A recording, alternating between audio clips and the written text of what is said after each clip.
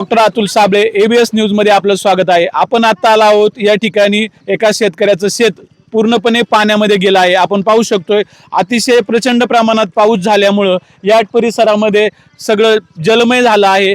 शेतीमध्ये संपूर्ण पाणी आहे। या ठिकाणचे जनावरांची खादड असेल किंवा ऊस असेल, तरकारी असेल, हे सर्व पिके पाण्यात गेले आहेत। या आपल्यासोबत या ठिकाणचे स्थानिक शेतकरी आहेत, त्यांच्याकडून आपण जाणून घेणार आहोत का नेमकी काय परिस्थिती झाली आहे।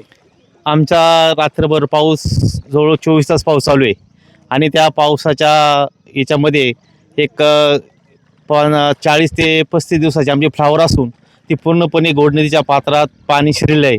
त्याच्यामुळे आमची फार मोठी जवळजवळ 30-35 हजारापर्यंत आतापर्यंत खर्च आलेला आहे। तो खर्च सर्व वायात गेलेला आहे आमचा आजपर्यंतचा। तुमची काय मागणी असणार आहे सरकारकडे? सरकारकडे काय नाही, फक्त आमचा पंचनामा करावा आमच्या मालाचा, शेतमालाचा, आणि व्यवस्थित आम्हाला काही फुलाची बागायची काहीतरी भरपाई द्यावी अशी आमची मागणी। या ठिकाणी अजूनही स्थानिक काही ग्रामस्थ आहेत, त्यांच्याकडून जाणून घेणार आहोत की नेमकी काय परिस्थिती आहे या परिसरातील। ह्या परिसरात रात्रीपासून पाऊस भरपूर पडतोय आणि शेतीमालाचं भरपूर नुकसान झालेलं आहे। तरी सरकारने हे तत्काळ मागणी आमची हे करून पूर्तता करावा अशी आमची विनंती।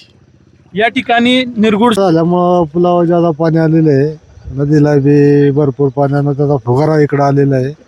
वाहतूक बंद झालेली आहे, दोन्ही साईडने गाड्या उभ्या आहेत, पुढे जाता येणार नाही। आता तुम्हाला कुठे जायचं आहे आणि तुम्ही कुठे गेला होता? आम्ही पिंपळगावहून निरगुडसरला चाललेलो आहे, रस्ता आता पूर्ण बंद झालेला आहे।